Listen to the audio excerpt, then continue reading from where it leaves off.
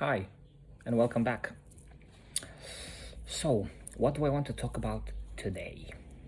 Well, I just met a relative of mine, and he was buying a pack of cigarettes at just a regular shop, and he was telling me he can't get rid of the habit, and I was telling him that cigarettes are actually more addictive than some hard drugs when you look at the psychological component and how hard it is to give them up. And as I was contemplating this after I got back home, I I started thinking about the way the world works, right? There's this chain of addiction. Many people are addicted to something. If it's not cigarettes, it's alcohol, it's all sorts of stuff. It's gambling, it's you name it.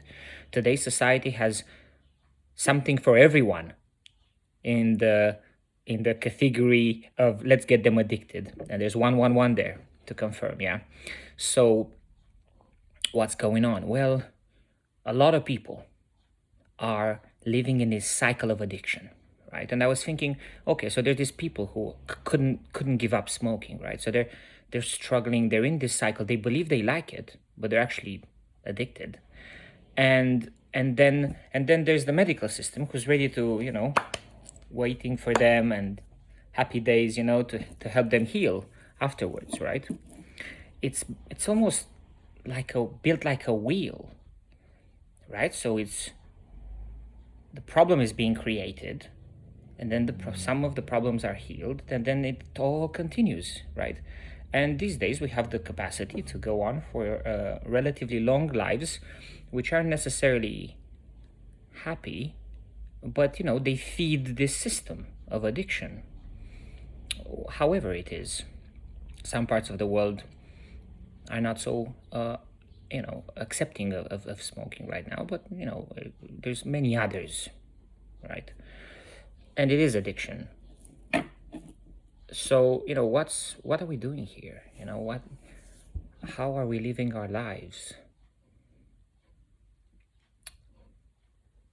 I'm failing to come to the point that I wanted to get to, but this wheel of addiction, you satisfy that addiction and you keep going. Is it serving us? Is it serving us? Is it serving wider society? I mean, you may say, well, we all agree it's not serving us, but there's nothing we can do about it. Oh, I think there's a lot of things we can do about it. But we're not doing things about it because we are complacent. We believe that there's nothing that we can do about it. And this comes to the core of what I wanted to talk to you about today. Do you believe that the world can be made a better place? You got to look at the core of things in life, not dance around the edge of it. Look at the core beliefs. Do you think most people out there in the world believe that the world can change for the better? Ask yourself that question. But ask yourself in a serious way and wait for the answer. Don't just say, oh yeah, of course. No, look at the actions you take in the world. Are they making the world a better place? Do you believe in yourself? Because my feeling is that most people don't actually believe that the world can be made a better place. And that's part of the reason why none of us are trying. We are complacent. We resign to the futility of being able to do anything in this world. It's out of our control. Look what's going on. It's just this thing. It's almost like there's a beast that's out of control, but we are feeding it. All of us are feeding it. If we stop feeding it with our thoughts, with our energy, with our actions, with our words, guess what? It will wither away and eventually die out, because we are keeping it alive. We are feeding it.